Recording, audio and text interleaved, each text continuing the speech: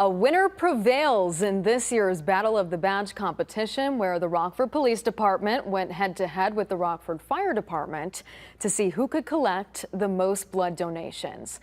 And the long-anticipated winner is the city's, you can hear my drum roll, Fire Department, who comes out on top by just a few more votes than the police department. They go home today with a trophy and, of course, well-deserved bragging rights. The competition started Monday, and since then, the Rock River Valley Blood Center says more than 400 people donated. They call it a very impressive turnout.